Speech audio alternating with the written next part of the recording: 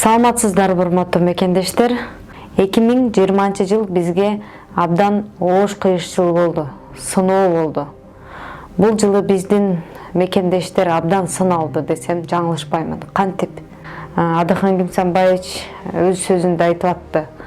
Биз Кыргызстанда революцияны калемдин учу менен жасап койсок болот. Жанагы акчасы көп көпөстөрдү биздин тагдырыбызды ар кандай каалагандай калчайм дегендердин казанын көмкөрүп туруп, биз калемдин учу менен таза партияларды шайлап койсок, ошондо чыныгы элдик революция болот. Талап тоноочулук болбойт. Кыргызстанда жанагындай миллиондук чыгымга учурабайт деди. Өзүңүз көтөрүп барган калемдин учу менен туура чечим кабыл алып, келиңиздер төңкөрүш жасаңыздар. Өзүңүзгө өзүңүз бактылуу болуңуз. Өзүңүзгө өзүңүз ыраазы болуңуз. Өзүңүзгө өзүңүз ата бериңиз. Мен бүгүн чындыкты тандап алдым деп, мен бүгүн тазалыкты тандап алдым деп, мен бүгүн нафсимди уттум.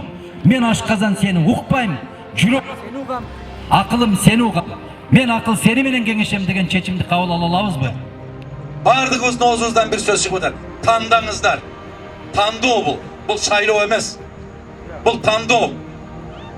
Мына ошол эл, жер, мамлекет деген азаматтарды тандайсыздарбы? Же чөнтөгүңүздөргө 2000 уурдалган акча салганды тандайбызбы? Бул келечек өзүбүздүн колубузда.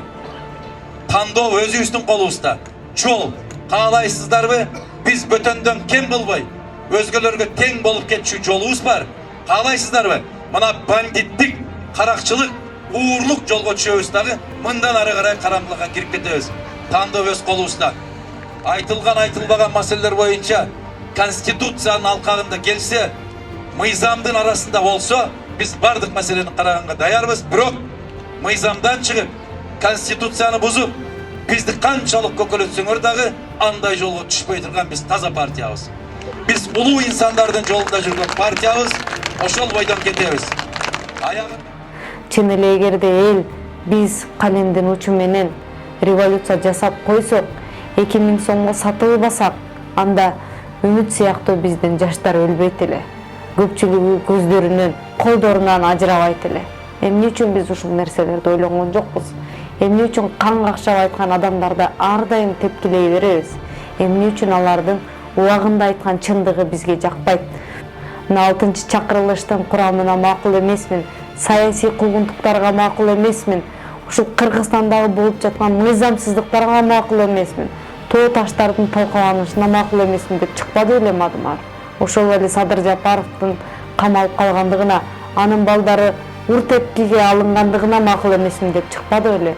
Эмне себептен биз ошол учурда Мадымаровдун сөзүн укпадык? Мен макул эмесмин. Бүгүнкү мыйзам бузууларга макул эмесмин. Мен макул эмесмин. Бүгүнкү кайдыгерликке макул эмесмин. Мен макул эмесмин. Бүгүнкү ушундай ашмалтайга макул эмесмин.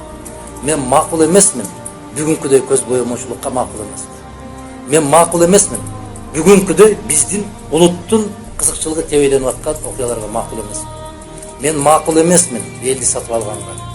Мен макул эмесмин сатылганга. Мен макул эмесмин менин добушумду каалагандай кылып санаганга.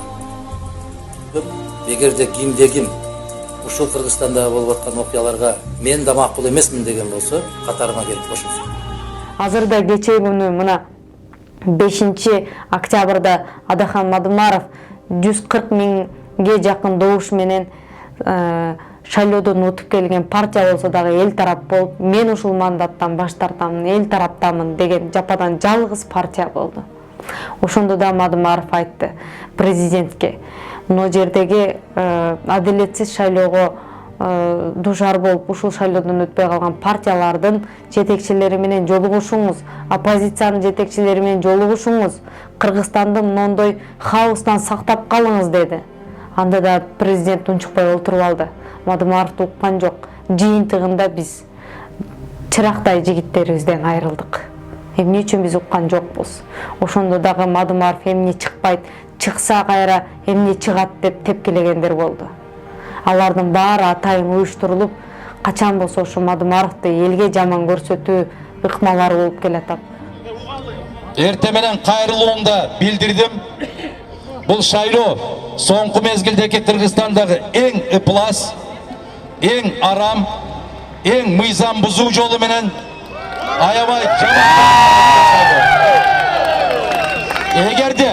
эгерде чындыгында элдин каалоосу менен, элдин тандоосу менен шайлоо өткөрө турган болсо, менин жеке сунушумду кааласаңыздар, менин көз карашым ушундай. Шайлоонун бүтүндөй жыйынтыгын жокко чыгарыш керек, дагы жаңы шайлоо жарыяланыш керек.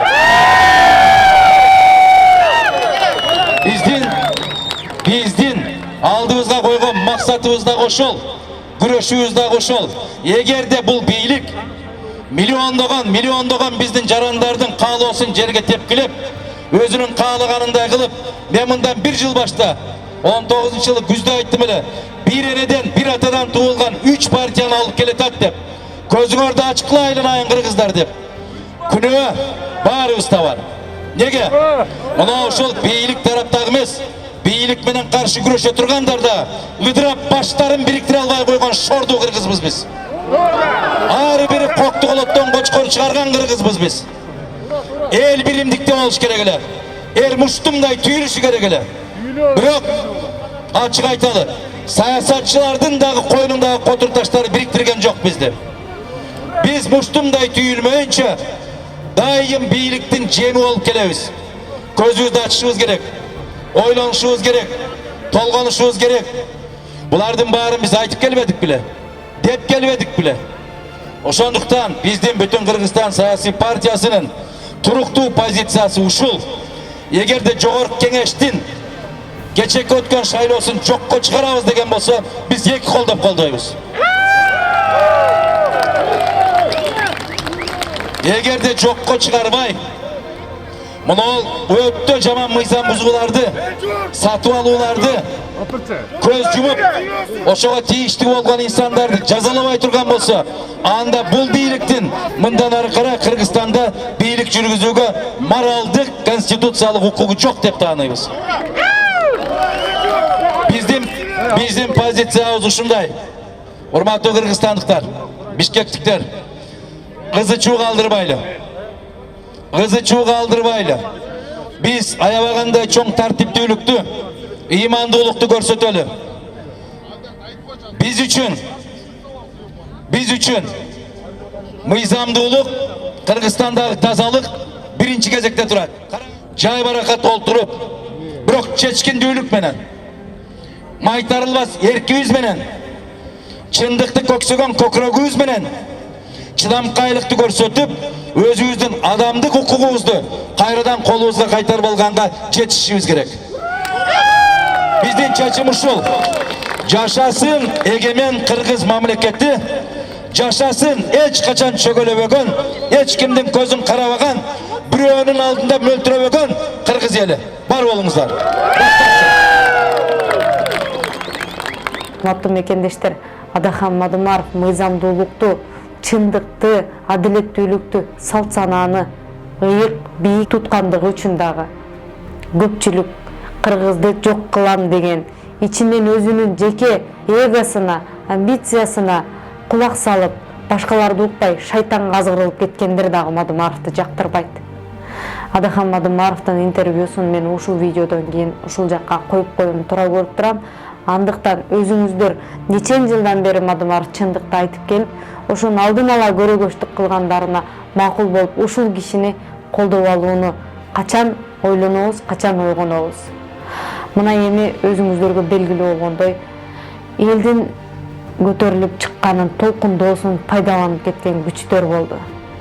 Ошолорду ар кандай каалагандай калчаганын 6-чы чакырылыштын депутаттары, президент бизди 5-6 күндөн бери ойнотту. Эми мына кышка жакын дагы шайлоо болот. Ошондо биз дагы бир жолу ойгонуп, ойлонушубуз керек. Бизге тартипти, мыйзамды, элдин аманчылыгын, элдин тынчтыгын ойлогон чыныгы лидер керекпи? Же мен президент болушум керек, мен депутат болушум керек деп элдин келечегин садага чапкан лидерлер керекпи? Же элди алдаган азыркы президент менен азыркы 6-чы чакырылыштын депутаттары керекпи? Ушуну өзүбүз ой калчап ойлонуп көрөлү, баа берели, чын жүрөгүбүздөн өзүбүз ошого анализ жасайлы. Мамлекеттик саясий ишмер десек туура болот го дейм. белгілі инсан Адахан Мадумаров мырза болмақшы. Ассаламу алейкум. Алейкум ассалам. Адамдар негізілі жаңылбаған адам болбойт дейт. Егер адам жаңылбаса, демек ал Құдай деп айтышат экен да. Биз адамдар Құдай болбогондон кийин жаңылабыз. Бирок жаңылуу ар кандай болот? Бир сөздөр бар. Биринчи жаңылган бул акылдуулук, экинчи жолу жаңылган бул айкөлдүк, үчүнчү жаңылган бул келесолук деп айтышат экен да. Биз 3 жолу революция кылгандай болдук. Биз кандай болуп калабыз? Бұл абдан момда бір қызық табышмактуу сөзден баштадыңыз. Үчүнчү жолу жаңылышуу деген. Бұл үчүнчү жолу жаңылышуу эл тарабынан болгон жок, бұл жаңылышуу. Элдин арасында кандай бар? Бийлик менен эл тарабы бұл мамлекеттик жаңылышуу. Менимче ушул туура болот. Себеп күнөөнүн баарын эл тарапка жүктөп коюш бул жеңил. Күнөөнүн баарын бийликке жүктөп коюш алдагы андан да жеңилирээк. Жаңылганда эки тарап бирдей жаңылат. Бирдей болот. Себеп сиз айткандай ар бир жетекчи өзүңөрдөн дейт жараткан. Демек өзүңөрдөн дегенден кийин өзүңөр кандай болсоңор, жетекчиңер ошондой болот дейт. Демек, жетекчилерди тандаганда эл жаңылган, жетекчилик өздөрүн жетекчиликке баратабыз дегенде жетекчиликтери жаңылган. Ошондуктан сиз айткан башындагы 3-чү жолку жаңылышуу бул жалпы жаңылышуу. Ошо бирөөнү айкөл деп, бирөөнү келесоо деп, акылсыздык деп айтыш өтө оор. Тарых берет го, бардык кубулуштардын, окуялардын баарына буюрса тарых өзүнүн ордуна бааларын берет, бирок ошол тарых бергенче эчен өмүр өтүп баратат да тилекке каршы. Негизи акылдуу адам бирөөнүн жаңылышынан сабак алат дейт да. Биз мейли 3-чү жолку жаңылышуубуз келесолук болсун. Мүмкүн ошондойдур, ошол керектир да. Дагы жаңылабызбы? Же бул акыркысы болушу мүмкүнбү? Өзүңүз айтпадыңызбы, жаңылбаган жалгыз жараткан деп. Бирок мамлекет үчүн жаңылуу деген бул бир адамдын жаңылуусу эмес да. Жана айтып атпаймынбы? Таразанын бир жагында эл турса, таразанын экинчи жагында тең салмактуулук болгон бийлик болот. Эл оор болсо, бийлик оор болот. Эл жеңил болсо, бийлик да жеңил болот. Мен сиздин бир сөзүңүзгө кошулам да. Айрыкча биздин эл мындай пафосный болсун, мейли кандай болсун, алтын эл да. Муну биз мындай чындыгында эле элдин башына кыйынчылык түшкөндө көрүп аттык да. Мисалы үчүн биринчи самолет кулап 40 адам өлгөн убакта, кыш кычыраган кышта эл өзүн өзү дем берди. 100 миллион сомдон ашык акча жыйнап берди. Экинчи жолу ошол жыйналып берген акчаны бийлик даректүү кылып жеткирип бергенге да жараган жок. Бул жерде эл өтө өзүнүн бийиктигин көрсөттү. Экинчи жолу кечээ мына коронавирус болгон убакта дагы бул эл өзүнүн. Демек биздин эл эсиңизде болсо керек, Хиросима менен Нагасакиге жанагы атомдук бомба түшкөндө Япония тыптыйпыл болуп калган да, мындай жер менен жер болуп калган. Ошо азыр деле айтып жүрүшөт, гүлдөн көтөрүлгөн эл деп. Бул демек элдин кыйындыгы. Биз ошондой боло алабызбы? Жалгыз эле Хиросима, Нагасаки эмес, кечээ 45-жылы Германияны караңыз. Германия, вот. Ошол күл болуп калган жерден кайра гүл болуп өсүп чыккан эл. Элдин улуулугу. Өзүңүз айткандай, биздин кыргыздын керемет касиеттери бар. Укмуш сапаттары бар. Баары аралашып кеткен да.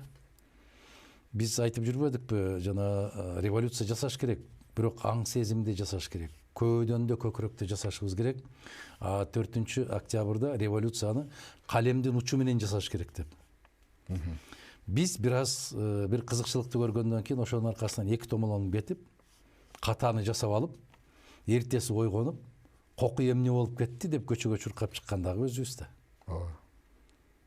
Анан ошону билип туруп, ошондуктан жана сиз айткандай, кандай айырмасы бар дегенде, мусулманчылыкта билип билбей кылган күнөөсүн кечир дейт да. Күнөө ар кандай болот? Сиз айттыңыз. Бирөө билип туруп жасайт. Бирөө ошону билбей туруп, адашуучулук менен, жаңылык, мындай жаңылып калып ошону жасайт да. Ошондуктан билесизби? Акыреттеги сурак аалымдарга өтө күчтүү болот. Себеп алар билип туруп жасаган күнөөсү үчүн, билип туруп жасагандыгы үчүн аябай чоң азапка калышат. Билбей туруп жасаган болсо, ал башка. Бирок жарык дүйнөдө, мына жалган дүйнөдө мыйзамды билбегендик жоопкерчиликтен бошотпойт дейт. Туурабы? Мусулманчылыкта билип туруп жасаган күнөө башка, Билбей туруп жасаган күнөө башка. Ушул адилеттүүлүк ушул жерде. Экөөнүн ортосунда баягы пияздын чел кабыгындай болгон бир көзгө көрүнбөгөн бир айырмачылык бар. Туура. Ушул сөздү улай биз азыр акыркы күндөрдөгү окуялар менен баарыбыз таанышпыз. Карапайым үйдө отурган кемпир чалдан мамлекеттик кызматкерге чейин. Көбүрөөк ушундай сөздөр угула баштады да, моралдык тарабы, мыйзамдуулук тарабы деп. Ооба. Кайсынысы үстөмдүк кылыш керек? Моралдык тарап үстөмдүк кылыш керек. Моралдык тарап үстөмдүк кылуу керек. Себеп мыйзамды биз көрүп атабыз, биздин өзүбүздүн турмуштан көрүп атабыз. Кандай кааласаң ошондой кылып түшүндүрүп берсең боло берет экен да. Кайсыл жагына бурмаласаң кете берет экен. Мыйзамды. Мыйзамды кабыл алып атканда кандай кабыл алды бул башка маселе. Аны баягындай чечмелеп атканда кандай кылып чечмелейт, ал башка маселе. Ошондуктан эмне үчүн күчтүү адвокаттар пайда болот. Ошону чечмелеп, туура жагына түшүндүрүп, кулагына куюп билсе, ал күчтүү болот. Мыйзам талабы бирөө эле. Бирок жактоочудан, адвокаттан көп нерсе көз каранды. Макулсузбу? Ооба. Эсиңизде болсо, мындан 1 жыл башта болуш керек. Токмокто бир кызыктуу окуя болгон. Бир орто жаштагы бир киши аптекага, дарыканага уурулукка кириптир. Дары уурдаганы. Анан кетип баратып, курткасын таштап кеткен да. Мен ушул алган дарыларымдын акчасын кайра алып келип берем деп. Кийин аны тергөөчүлөр кармап сураганда, үйүндө кызы абдан каттуу ооруп, анан ошого дары-дармек алганга акчасы жок, айласыздан дарыканага уурулукка кирген деп түшүндүргөн да. Бирок мыйзамдын тили менен ал уурулук кылды деген берене менен камалган. Бул коомчулукка чыгып кеткенден кийин элдин көпчүлүгү моралдык жагын көбүрөөк басым жасап, бирок мыйзамдын тили менен ал түрмөдө отуруп калды. Биздин азыркы ситуациябыз. Мен сиздин Азаттыкка берген маегиңизди да окудум. Деги эле мындай сизди бир аз билген адам катары позицияңызды да билем да, көбүрөөк моралдык жагына басым жасайсыз, бирок мыйзамдуулукта болсун деп айтасыз. Биз азыр эки тарабы тең бири-бирине мындай бир тирешип тургандай абалда турабыз да. Мындан кантип чыгабыз? Мун үчүн жол барбы чыгуунун? Чыгуунун жолу адамдын экөөбүз сөз кылып аткан ички жан дүйнөсүнүн тазалыгынан көз каранды. Эки тарап кандай тирешип атат көрүп атасыз. Бирок ошончолук эле бийлик керек, ошончолук эле стол керек болгон болсо, ал башка маселе. Столыпиндин сөзү бар го. Кимдир бирөөгө аябагандай катуу чуулгандуулук керек болсо, мага өлкө керек дегендей. Бул улуу сөз болуп калды. Ошол сыяктуу эле биз бүгүн бардык нерсени четке кагышыбыз керек. Столуңда жерге кирсин, бийлигиңде, байлыгыңда жерге кирсин. Кеп каргышта турат. Каргыш тиет. тийбей койбойт. Кеп элдин каргышында турат. Азыр билип билбей бир жагына дуулдап көкөрөтө берет эл. Бул тарыхта, адамзаттын тарыхында аябай көп болгон. Аябай чоң күч менен көтөрүп барышып, кучактап, беттеринен сүйүп, буттарынан сүйгөнгө чейин барган баатырларды бир ай, 2 ай өткөндөн кийин найзанын учуна сайып алып көтөрүп түшкөн. Ошол эле Жанна Даркты караңыз. Тарыхты. Ошол эле Наполеонду караңыз. Наполеон өлкөнү сактап калды. Наполеон империяны күчөттү. Бирок чектен чыгып кеткенден кийин Наполеон элдин каргышына калды. Ооба. Бул тарыхта аябай көп болот, көп учурайт. Ошондуктан баягы келгениңе кубанба дейт, кеткениңе кубан дейт. Кыргыздын улуу философиясы ушунда турат. Баягы берген март эмес, алган март деген сөздүн маанисин көбү жандырмагын билбейт. Мына мисалы, биз бүтүн Кыргызстан партиясы катарында эч бир жагына аралашпадык. Эмнеге? Жана сиз өзүңүз айттыңыз, моралдык жагын дегенде. Бул муну жеңилдетип түшүндүрүш керек да. Ыйман бийикпи, мыйзам бийикпи? Ыйман бийик. Ыйман бийик. Себеп ыймандуу инсан болсо, ал уурлук кылбайт, калп сүйлөбөйт, жетим жесир мунжумайып, карапайым калктын көз жашын төкпөйт, алсызды сөкпөйт. Ыймандуу инсан ушундай болот. Мыйзамың керемет мыйзамы туруп, ыймансыз болгон болсо, мыйзамды тебелеп өтүп кетет. Биздин Кыргызстан конституцияны тебелеп өтүп кетип баратпайбы? Туура. Ошондуктан ыйман биринчи. Ыйман бул маданият. Демек, ыймандуу адам эч качан мыйзамды ыңгайсыз абалга калтырбайт деген. Калтырбайт. Эгерде ыйман бекем болгон болсо, коомдо ыйман бекем болгон болсо, мыйзамдын эле кажети жок.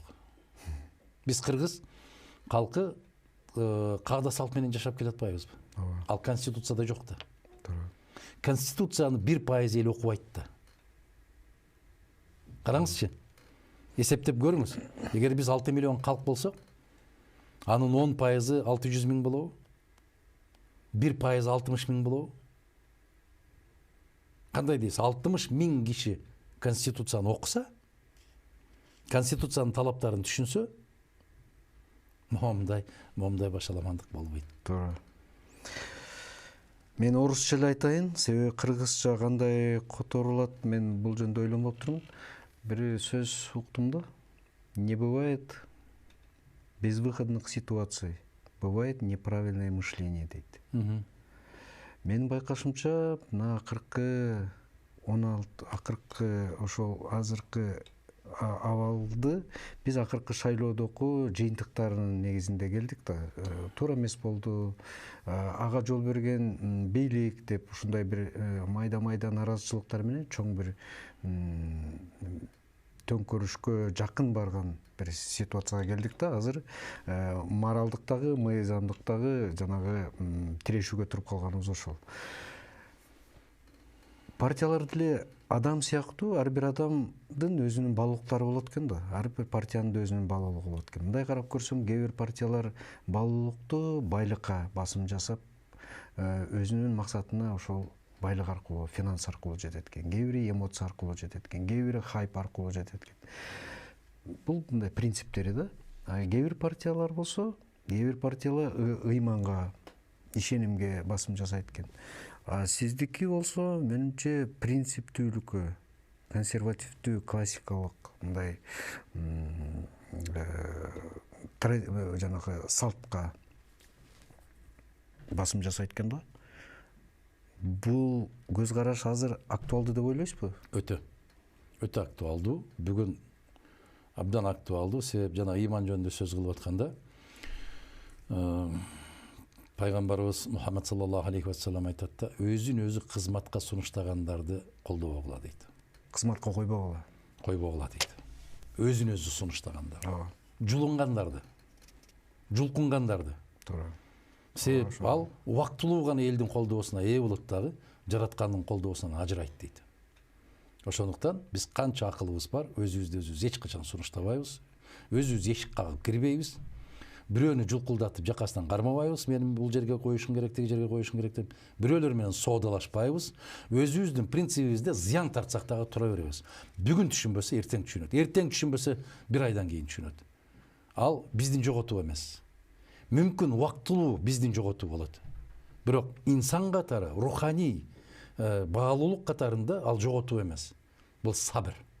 Бул сабыр. Сабыр. Аябай чоң сабырдуулук. Негизи бүгүнкү шайтан заманда сабырдуу инсандарды жакшы көрбөйт.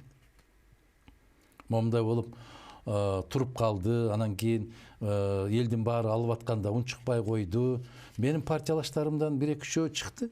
Элдин баары акимчиликтерди, мэр, шаардын жетекчиликтерин басып алып, биз эмне кылалы деп. Бирөөң бир кадам жылбайсың деди. Биз мындай жол менен кирбейбиз. Эшик турса тешиктен секирген партиялардан эмеспиз. Биз жараткандын буйругу менен, калдайган калың калктын колдоосу менен ошол элден ишеним алып, элдин мандаты менен гана киребиз. 4-5 кишинин жүгүрүктөрү менен кирбейбиз. Анан бали оңолбодуңуз дегендей сөздөрдү уктум. Оңолбойм, бул жагынан мен кебелбес турам. Себеп ар бир нерсе өзүнүн жолу менен, мыйзам менен болуш керек. Эсиңизде барбы? Троя деген керемет фильм бар. Ооба. Ахиллес. Ахиллес менен Гектор экөө бири-бирин ушунчалык жек көрөт. Ушунчалык экөө эриөлгө чыгып чабышып атканда бир ашыктай болгон таш, жылкынын ашыгындай болгон ташка чалынып, Гектор кулап түшүп атат. Ахиллес эмне деди? Тур. Менин даңкымды кандайдыр бир таш алып койгонун каалабайм деди. Керемет. Укмуш, караңызчы, не деген философия жатат. Кулап калгандан кийин секирип барып туруп эле тиги муздап салса да болот. Муздап салса болот, башын жара чапса болот. Жок, тур дейт, тур. Сен тур, экөөбүздө бирдей шарт болсун. Кулап калган кишини өлтүрүп алып, мен атагымды чыгаргым келбейт. Анда менин атагым тиги ташка өтүп кетет дейт. Ошол сыяктуу эле бүгүнкү түзүлгөн кырдаалда менин ушул жерге жетишкендигимди кворум деген маселе жокко чыгарбаш керек деген бир жигиттик эр-азаматтык Ахиллес сыяктуу бир чечим кабыл алыш керек. Баягы Цезарьдын аялы ар кандай күмөндөн сыртта болуш керек деген сыяктуу эле. Бул бийлик. Бул улуу даражалуу бийлик. Андай жерге күмөндүү жол менен барып калдым деген сөз болбош керек да, кандай дейсиз? Туура. Мына ошол, эгерде Ахиллес Гекторду кайрадан тургузуп, кайрадан экөө эриөлгө чыкпаса, 3000 жылдык тарыхы бар бул эпопея айтмакта, Гектор тиги ташка чалынбаганда Ахиллес утулмак деген сөз 3000 жыл. Тарых башкача жазылмак. Тарых башкача жазылмак. Ахиллес болуп калмак эмес. Ошондо кеп ошондо да. Бул тарыхта калам деген кишинин тарыхында, өмүр баянында кандай деп айтабыз билбейм. Ушул шайланып аткан мезгилинде эч кандай шек саноо күмөн болбош керек да. Мына ошондо күчкө ээ болот. Ар кандай ички туюму, принциптери бар партиялардын бир жанагы айтып аткан тур эмес мышленияга алдырбай, орусча айтпадымбы? Мамлекет деген кызыкчылыкка келет деп ишенесизби? Келет деген ишеним жок, бирок үмүт болуш керек. Үмүт болуш керек. Бүгүн үмүт бирок биз үмүттү өлтүрүп салбадыкпы? Үмүт өлбөдү. 19 жаштагы үмүт. 19 жаштагы ошол Баткендеги азамат жигит бул ошол үмүт өлүп, биз аны жараян кылбайлык, башка кылбадык, ошол үй бүлөсүнө, ата-энесине колубуздан келген көмөгүбүздү бердик. Барып келе алган жокпуз, ал андан бери көрүп атасыз эмне болуп атканын. Колубуздан келген көмөгүбүздү бердик. Бирок баягы сиз билесиз да, биз жараян кылбайбыз. Жардам бергенде, көмөк бергенде аны жараян. Негизи бул туура жолу да, жардамды эч качан. Ошол сыяктуу, анан мен терең кайгыруу менен ушул көңүл айтам. Көңүл айттырып жибердим биздин өкүлчүлүктөрдөн. Дагы бир жолу айтам, карабайсызбы, үмүт деген аттагы азыр айтып атам, үмүт керек деп атканымда ошол Бирок үмүт аттуу жигиттер менен үмүт аттуу кыздар менен курмандыкка чалып момундай болуп келиш жарабайт. Бул туура эмес. Бул туура эмес, бул адамгерчиликке да жатпайт, бул мыйзамдуулукка да жатпайт, бул такыр эч кандай бир актанууга жатпайт. Кезинде Абсамат Масалиевичти аябай урушуп келишти да. Ушу киши биз Раматылык Бекмамат Осмонович экөөбүз киргенде 58% добуш алганда, утканда. 95-жыл президенттик шайлоодо. Канак кагазыңар деди биз кирип барсак. Абсамат Масалиевич, чыгыңыз, эл күтүп атат. Эл дуулдап ушунчалык күтүп атат сизди дегенде, кана кагазыңар деди. Кагаз жок. Мына ошондо улуу киши, улуу инсан. Эгерде мен чыксам, тарап болуп кетип, бирөөнүн башы жарылат деген. Ал кезде өлүм, ок атуу деген жапайычылык жок эле азыркыдай. Эки тарап болуп кетип, бирөөнүн чекеси жарылса, ошонун энеси ыйлайт. Ошо энесинин тамчылап бир тамчы тамган жашы бул бийликтен кымбат турат балдар деп туруп. Ушул сөз бүгүнгө чейин менин кулагымда жаңырат. Анан Бекмамат Осмонович экөөбүз бири-бирибизди карадык дагы, чыгып кетип, биз да чечкинсиздик кылып атат деген ойго кеткенбиз. Жок. Ошол кезде Абсамат Масалиевич баатырдын баатырдыгылыгын жасаптыр. Себеп, эсиңизде барбы? Цезарь Брутту кармашып алып, Брут чыккынчылык кылган. Кармап, ушун өлүм жазасына тарт дегенде, Цицерон чыгып айтат, коюп жибер дейт. Бошот дейт. Элдин көзүнчө жакшы көрүнөм дегенби, же башка дегенби, Цезарь коюп жиберет. Дегенде ошондо Цицерон Цезарьга айтат, сен баатыр элең, бүгүн нукура баатырдын баатыры болдуң дейт. Эмнеге десе, сен душманыңды жеңдиң, ал баатырдык. Бирок сен өзүңдүн эгоңду, өзүңдү жеңдиң бүгүн, сен баатырлардын баатырысың дейт. Мына өзүнүн ички шайтандын азгырыгын, напсисин, мусулманча айтканда, напсини жеңиш керек. Эгосын жеңиш керек. Бул эгоны жеңе албаган киши өлкөнү, мамлекетти жакшы жолго сала албайт. Айтып атпаймынбы? Мен дедилер 300 киши ал жерде жыйналып, 1000 киши ал жерде, 800 киши бул жерде жыйналып, бул районду ала калалы, тигини ала калалы деген азаматтар болду, толуп турду. Бир кадам жылбайсыңар деген менин талабымдын натыйжасында эч ким эч кандай нерсе болгон жок. Тескерисинче биз ошол күндөрүндө 40-тан 50-дөн кишилерди, жаш жигиттерибизди, биздин жаш канаттарды коюп, мамлекеттик ишканаларды коргоп турдук. Сиз экөөбүздүн бул маегибизди уккан кээ бир көрүүчүлөр момунтип айтышы мүмкүн да. Курсан Асанов менен Субаналиевди кайда алып барат депчи. Курсан Асанов дагы сиздин партияңыз менен кеп баратышкан. Анан бирөө СНБга барып, бирөө ички иштер министрлигине барып, дагы бир биз эми бул жактан журналисттер көрүп турабыз да, карап. Мүмкүнчүлүк Адахан Мадумаровду абдан чоң болчу. Мамлекетти бардыгын колуна алып, жанагы орусча айтканда обнуление кылып, перезагрузка. Кайрадан тургузганга мүмкүнчүлүк болду эле, колдонгон жок деп. Колдонбойбуз. Биринчиден ушундай деп жооп берем. Экинчиден эки жигит боюнча экөө тең Кыргыздын белгилүү азаматтары, жигиттери. Бирок экөөнүн тең барып ошол жерге отуруп алганын түк кабарым жок эле мен. Билген жок белеңиз? Түк кабарым жок. Такыр кабарым жок болду. Анан мен Субаналиевдин билдирүүсүн угуп калдым. Мен так эч кайсы партияга тиешем жок. Биз партияда болгонго тыюу салынат. Биз аскер кишисибиз.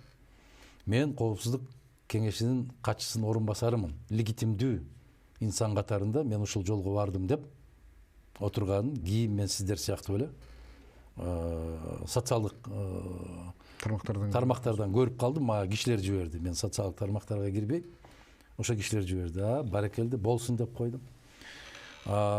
Курсан Асанов, мен 1-2 жолу телефон чалдым. Ким алып барды сени? Жамаат дейт. Ушул отурганың кандай болот? Эл суранды дейт. эл суранды, ушундай бата берди, алып келип отургузду дейт. Андай болгон болсо биринчи кезекте дедим, мына мамлекеттик ишканаларды, анан биздин ишкерлердин дүкөндөрдү эң эле каттуу сыздаган эл болуп калат да дайым эле. Төңкөрүш болсо эле. Баягы терезелерди талкалап, айнектерди талкалап кеткен менен ошол байкуштар да кредитти олтурушат да. Аны эмне үчүн жапайчылыкка барышасыңар? Ушул жагын карап бер дедим. Болду. Кийин бир 2 күн өткөндөн кийин мен келип кетчи дедим. Мына мамлекеттик телекомпания ошол баягы байкоочу кеңеши Жылдыз Бакашеваны дайындашкан экен. КТРде. Ошол киши анан Анаш Кадырова аксакал эжекебиз, белгилүү инсаныбыз. Ушу кишилер безелектеп келди да, эгер кирип кетишкен болсо өтө кымбат аппараттар бар, ушулардын баары талкаланган болсо биз кайра бутубузга тура албайбыз. Ушуга бир көмөк бериңизчи коргогонго деп эмне кылгандан анан ошол Курсан Асановго чалдым да айттым, мүмкүн болсо ушу КТРди бир коргоп бергенге көмөк бербейсиңерби дегендей. Мисалы бул ушундай окуя болду да, балаңды эртең менен үйдөн чыгарып атып түптүз окууңа бар деп жибересиң да. Ал жолдон баратып компьютердик класска кирип кеттиби, же жолдон баратып киного кирип кеттиби, кайда кирип кеткенин билбейсиң да. Ошол сыяктуу эле болуп калды. Мен үчүн ушундай болуп калды. Аябай таң калдым. Экөө ушундай эки жерге барып отур дегенде абдан таң калдым мен. Бул кандай бул? Бир айтып, мындай бир кеңешип коюшса болмок да.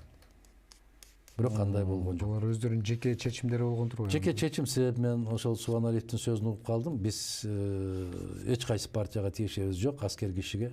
Бизде партияда болууга мүмкүн эмес. Бирок биздин катарда ошол шайлоого барышты. Мындай көрүнүштөр бир эле сиздердин партияңыздарда болгон жок да. Кээ бир партиялар ошол эле премьер-министрлик кызматка чейин талашып, президенттикке чейин жетишкен жок. Өздөрүнүн партияларын четке кагып. Ооба. Көрдүк алардын баары. Ошол эле жанагы медицина, прокуратура дегендей бизде көп го. Бизде эмне көп, министрлик көп, агентство көп. Негизи кресло мындай караганда баарына эле жетет да. Эгерде келишип неме кылса, эң көп мамлекеттик кызмат бизде болуш керек. Руслан мырза, бул эле эмес, кечирип коесуз. Биз баягы координациялык кеңешке кирип, мыйзам талаасына киргизүү үчүн деп жан үрөгөн партиялардан дагы макулдешип отурушуп алып, чыгып кетип башкача оюндарды жасап жиберишпедиби? Башка жол менен кетип калышпады. Ошондуктан баягы керемет сөз бар го. Баарына жагам деп өзүмдү жоготуп алдым дейт. Өзүмдү табам деп жалгыз калдым дейт. Жакшы сөз экен. Керемет сөз. Мага ушунчалык катты таасир кылат ушул сөз. Анан таразага коесуң. Баарына жагып жашагың келеби, же өзүңдү таап жашагың келеби? Мен өзүмдү тандап алдым. Мен өзүмдү табышым керек дагы. Жаратканды таанышым керек дагы. Эч бир кишиге жагайын деген оюм да жок. Мындай бир аракетим да жок. Баары бир эч качан эч кимге жакпайсың баарына. Ошон үчүн өзүң менен өзүң болгонуңдан өткөн дурус. Саясатта болуу мүмкүнбү? Саясатта да болуу мүмкүн. Мына азыр менин балдарым айтат, жана жаштар канатынан социалдык тармактардан дейт. Мына ушул партияны колдоп койбойсуңарбы, азыр ушулар келип калды, эми ушуну жок, садагаларым, жок. Колдой албайм. Себеп туура эмес басып бараткан кишини колдоп калып, эртең дагы бир баткакты басып алгың келбейт. Убалына каласың, эмне кажети бар. Канчалык жакшы көрсөң дагы туура эмес баратканда туура эмес баратасың деп айтуу керек. Мына буга мисал бүтүн президенттер, бардык президенттер. Мен ушуну сурайын деп аткам да. Сиз дайыма эле мына мен билгенден 95-жылы биринчи болуп кайсыл немеде келдиңиз? 95. 95, Ошо 95-те приватизация жанагы болгондон баштап эле сиз өзүңүздүн оюңузду ачык айтып, бийликтин жүргүзүп аткан саясатынын туура эмес жагын сүрөттөп келет экенсиз. Ошол эле Акаевдин убагында, ошол эле Бакиевдин убагында, Атамбаевдин. Бирок эмнегедир андан жыйынтык чыгарган эч ким жок да. Бул сиздин көрөгөчтүгүңүзбү же бул эмне интуициябы? Аларды сиз кайдан билесиз мындай ушундай болуп каларын? Бирок аягында ошондой болуп калып атат. Мен таң калыштым. Адам эгер эртеңкисин билбесе, саясатка келиштин кажети жок. Анализдеп билиш керек. Эгер ушул жол менен кетсек, түзүлгөн кырдаал кандай болот? Биз 5 жылдан кийин биздин аймакта кандай кырдаал түзүлүшүн адам акылы менен тааныш керек. Биз жаратканды да көрбөйбүз го, акыл менен тааныбыз го. Ошон үчүн келечекти билбейбиз. Келечектин баары кайып. Кайыпты жараткандан башка эч ким билбейт. Бирок ошол кайыпка кандайдыр бир белгилер берилген, белгилерди окуп билишибиз керек. Өткөндөрдөн сабак алышыбыз керек да. Тарыхтан сабак алышыбыз керек. Тилекке каршы өзүңүз айткандай 95-жылдан бери чыркырап айтып келе бересиң. Ошол кезде бийлигиң эле эмес, элдин дагы көпчүлүгү түшүнбөйт. Мени тепкилей берет. Ушундай керемет академик инсан келди, эмнеси жакпай атат деп мени менен аябай көп урушкан азаматтар болгон. КТРдан эртели кечке чейин атайын көрсөтүүлөрдү ачып, жемелеп тепкилешкен учурлар болгон. Башыбыздан өткөрдүк аны. Андан кийин деле мына Курманбек Салич менен иштеп атканда Аскар Акаевичти мен инсан катарында эч качан тийчү эмесмин. Бирок саясатчы, жетекчи катарында болбойт деп. А кишини кылгылыкка кыргызга кылганга сак болгон десем, президент качан каччы эле деп мен аябай жемелеген аксакалдар. Качып кеткенден кийин айтат, ушул күндү көрмөк дейт. Алар. Мен коргойм. Курманбек Саличке да ушундай болуп айтканбыз. Мына гезитке чыккан экен 5 февральбы, 6 февральбы ушул интервьюм чыккан экен, арабаны аттын алдына коюп чаап баратат, жакында кулайт деп. Десем мага аябай акылмандар көп болгон. Иттей жемелешкен мени. Ушинтип да айтасыңбы, арабаны аттын алдына кантип коет, бул кантип кулайт. А кийин айтат, ушуну көрмөк бул дагы. Отунбаева боюнча да, Атамбаев боюнча, Жээнбеков боюнча, кимдер болсо ошол болсун, айтып коесуң, жалгыз болосуң. Жана айтпадымбы сизге? Баарына жагам деп өзүмдү жоготуп алдым, өзүмдү табам деп жалгыз калдым деп. Жакшысы жалгыз калган жакшы. Бирок чындыктан кылдай кыйшайбай. Сиз айтып атпайсызбы, ушул керекпи дегендей кылып? Бул керек, мага керек эмес, бул тарыхка керек. Мен ошол 95-жылдарда чыркырап сүйлөп атканымда депутаттарды билем да. Мен силер үчүн сүйлөгөн жок, мен тарых үчүн сүйлөйм деп кайрылат элем. Себеп мен билем, чыркырап турсам деле мени колдобойт, добуш бербейт. Эл деле ушул 20 күндөн ашыгыраак мезгилде кыйкырып эле айттым го. Ак таяк, көк таяк болуп бири-бирибиздин артыбыздан кубалашпай, калемдин учу менен революция жасагылачы. Ак үйдү өрттөп, көк үйдүн басып алып революция кылган токтотолучу деп кайрылбадымбы? Жок, калемдин учу менен жасабайт дагы. Таягын көтөрүп, керек болсо тапанчасын көтөрүп келип алып. Ушул керекпи бизге? Достко күлкү, душманга таба. Мына ушундай жагдай. Менин акыркы суроом болсун. Акыркы дебеңиз, мындай жыйынтыктоочу. Жыйынтыктоочу дегеним ушул көрсөтүүбүздүн эмесинде. Кечээ ошол абдан эл буркан шаркан түшүп, биз революция кылып атабыз деген убакта сиз кечинде элдин алдына чыгып турсуз да. Анан ошол жерде сизге кол көтөргөндөр дагы болуптур. Негизи биз кыргыз эли запкы тарткан адамдын тарабын көбүрөөк колдойбуз да. Биздин жан дүйнөбүз ошондойбу билбейм. Анан бирок мен байкадым, ырас болду деген адамдар дагы көп экен да. Мындан да жаманыраак болуп кетсе жакшы болмок деп сүйүнгөн адамдар бар экен. Бул эмне себептен деп ойлойсуз? Бул менин угушумча каркыра деп байланыштырып атышат. Ушул жөнүндө сиз бир ачык, даана мындай бир айтып берейин деген оюңуз барбы? Бир мындай таржымалын, себеби көп сөз болот. Протокол деп айтышат. Карасаңыз эми ачык, даана деп бар 10 жылдар, 5 жылда көтөрө бересиңер да. Мына мисалы дагы 10 жыл өтөт, Аллах өмүр берсе. Мен наоборот, мен ойлоп атам, ооруган жерди тийбей койсо ал оору күчөйт да. Наоборот, аны кайра катуураак ооруткан сайын ал оору сезилбей калабы деп Жок, ойлойт. ооруган жерди чукулай берсе ал бүтпөйт. Дарылаш керек. Вот. Ошондуктан ошол мезгилден берки айтып келаткандан берки 10 жашар балдар 20-га чыкты. Ооба. 20-дагы балдар 30-га чыкты. 30-га чыкты. Ооба. Ар 5 жыл сайын айта берип айланайындар. Тиешең болгон болсо билгениңди кылып албайсыңбы? Жо сиз экөөбүз бир каркырага барып келбейлиби? Бир тартып келбейлиби ушул? Барып келгендердин баары бар. Биз 100 миң, жаңылышпасам 80 миң нускада момундай китепче кылып чыгардык. Окубайт. Ушул боюнчабы? Ооба. Окубайт.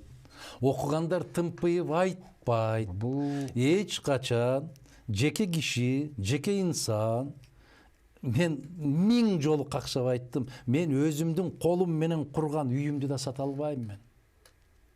Мен өзүмдүн үйүмдү сата албайм. аялыңыздын Уруксаты жок. уруксаты жок. И 16 жашкадан жогору өткөн балдарың чогуу жашап атса алардын да уруксаты керек. Ооба. Анан кантип жерди бересиң. Чубак ажы Раматылла айтпады беле, кан какшап айтпады, айланайындар. Эми карасаңыз, Чубак ажы айтты да, күйүп кетти да, түтөп кетти. Өзбекстан, Казакстан, Россия аларды чакыра берчү го. Бизге насаат айтып бериңиз деп. Мен дейт Өзбекстанга барсам дейт, бул турат, YouTube'ду карасаңар турат Чубак ажы. Казакстанга барсам дейт, аябай чоң мечитте эл аябай батпай калган дейт, аянттарына да толуп калган дейт. Ошол жерде кыйкырышып атат дейт. Назарбаевдин канында кыргыздын каны бар. Казактын жерин кыргызга берип жиберди деп кыйкырышып атат дейт. Алар тарап мынтип айтат. Алар тарап мынтип айтып атат. Биз тарап бул саясат. Бул болгону саясаттагы бир Саясат.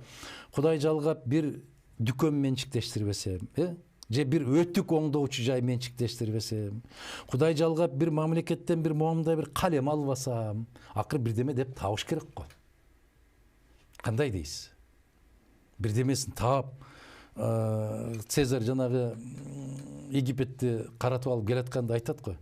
Цезарь сен жөнүндө аябай жаман сөздөр тарап кетти десе, демек мен аябай туура жашоодо бараткан экенмин депчи.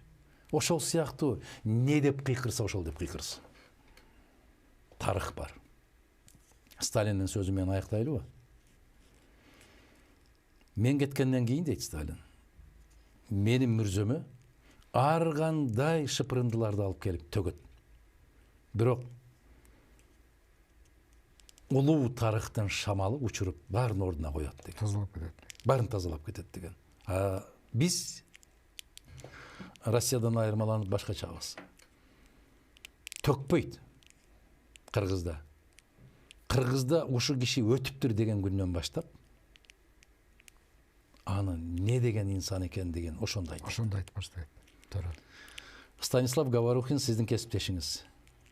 Эч качан туулган күнүн белгилеген эмес. Юбилейин да белгилеген эмес. Ана мына 70 жылдыгын белгилеп атканда баарын топтосо, менимче ким бирөө ушу сураганда, сен эч качан белгилечү маселе, эмнеге белгилеп атасың десе, азыр ар бириңерге сөз бергенде мени мактайсыңар дейт. Ошону мен гробко жаткыча айткылачы, себеп гробто жатканда укпай калам. Эсиңиздеби? Ооба. Ошол сыяктуубуз да, биз ушундай элбиз да тилекке каршы. Туура. Мына кече мейли муну тереңдетпей эле коелу, ал үчүн көбүрөөк убакыт керек болуп калат түшүндүрүүгө. Мен ойлойм, биз дагы сүйлөшөбүз деп. Аллах насип кылса, буюрса. Рахмат чоң. Ийгилик болсун. Биз канткенде оңголуу жолуна түшөбүз. Чыныгы билимдүү дасыккан элин, жерин ойлогон адистерди шайлап алганда, бир мусулмандын канын алтын кресло же болбосо бриллианттан жогору койбогон адисти шайлап алганда, Адахан Мадымаров үчүн, бүтүн Кыргызстан үчүн кресло маанилүү эмес. Бизге бир кыргыздын, бир кыргызстандыктын башы жарылбай, эсен аман сак саламатта бул жашоодо өмүр сүрүшү маанилүүрөөк. Экинчиси, ошол жаркын жашоодо жашашы маанилүүрөөк. Ошондуктан урматтуу мекендештер, келиңиздер жакшылап талдайлы дагы өзүбүздүн баабызды берели жана жанагындай каралуулорго ишенбейли.